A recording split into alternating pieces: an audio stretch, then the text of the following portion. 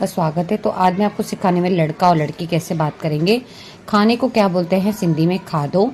बना रही हूँ सिंधी में ठाया थी। तो सेंटेंस बना सकते हैं खादो ठाया थी। लड़का ही वही बोलेगा मैं खाना बना रहा हूँ। सिंधी में मैं को माँ, खाने को खादो, बना रहा हूँ को ठाया तो, माँ खादो ठाया तो। लड़की बोलेगी बच्चों बारण, बच्चों को पढ़ा रही हूँ।